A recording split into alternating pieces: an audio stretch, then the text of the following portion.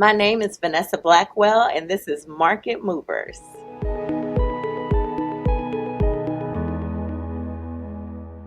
I have been in the real estate industry for um, forever, it seems like. As a realtor and a broker, I've been doing this for about 12 years, but my family was always in construction and real estate. So, I feel like I've been doing it forever. My specialty is probably residential real estate. I love working with buyers and sellers, but I also do a lot of commercial, land sales, and things like that. So, I am all around real estate agent, and I love my clients. My goal is always with my buyers and sellers to make them feel comfortable with the real estate market. So it's going to be all about knowing what the market is like at that time and then understanding their needs. Sometimes people are ready to buy right now, and so we kind of have to step it up and figure out exactly what it is we need and how quickly we can get it done. And some people are just starting, they need some credit help, or they just, they have a little more time because they're in a home and they have a special home that they're looking for. And so my goal is to always make my clients feel special, feel heard, feel seen, and feel like they know what they're doing. I don't like to rush people through the process. My partner, my husband, he often talks to me about why I want my clients to see more houses once they've seen they say, oh, this is a 10. And it's normally because they've seen one or two houses and they think this is the best house in the world, but you haven't seen all that's out there. And I know we're not going to see everything, but I want you to feel comfortable when you purchase your home. My communication with my client is always based on what is easiest for them. I have clients who go into offices where they can't talk because it's secured clearance. And so I will send them emails and text messages, and I know that I'll have to wait until they go on their break or lunch, or maybe even after they get off to communicate. Um, Text messages my favorite, but text messages can get misconstrued. So definitely, if it's something that is crucial to the interaction, I want to get you on the phone, talk to you, make sure that you know exactly what's going on. I like to send out paperwork and pictures and different things like that, just so you know exactly what's happening. I also have a lot of clients that are either out of state or out of country, and we do video. Like I guess blogging, and we do videos of the properties and just anything that my client needs in order to ensure that they understand what's going on.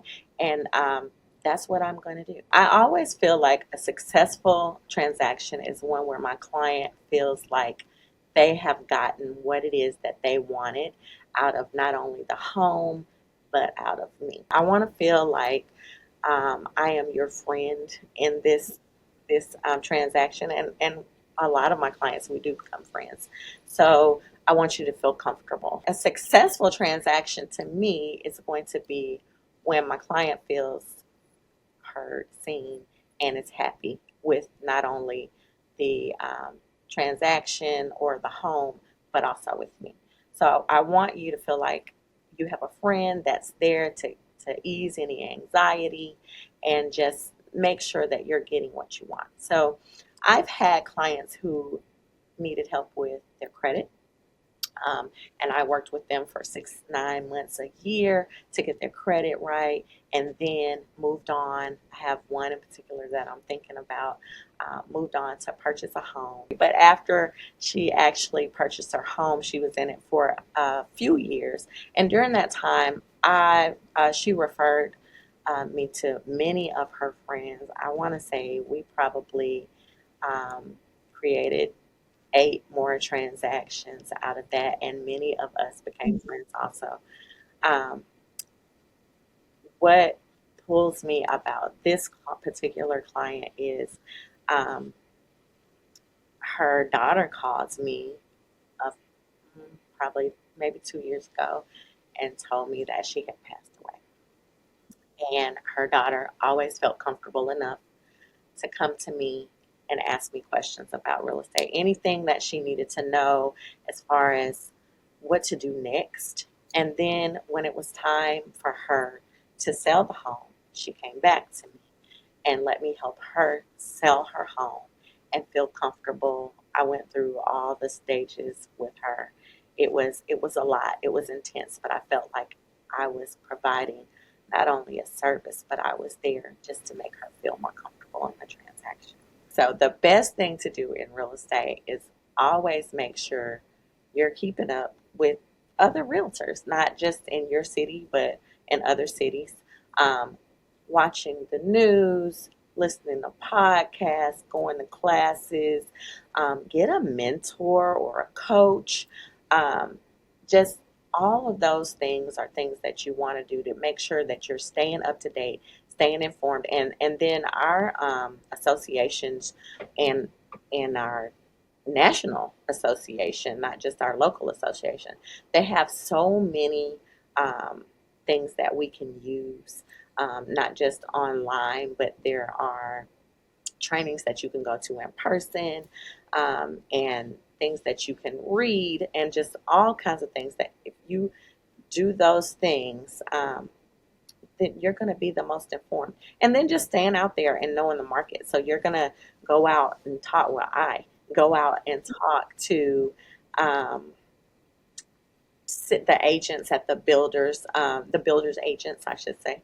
I go out and talk to the builders agents and just try to make sure that I know what the programs are that they have, because you may be at a builder with, or you may be at a house with a client, and they're looking at 6.5, almost 7% on this house that they kind of like, but you may be able to get with a builder and they're doing 4.75%, and they would love the house. So it's all about knowing your product, so, and knowing your market. So there's so many different things that you have to do, different avenues that you have to stay abreast to, in order to know what's going on in the real estate market. And I try to make sure that I'm doing them all. My marketing strategy has changed a lot, and I would actually like to go back to when I first got started. I would get on social media and like video my clients'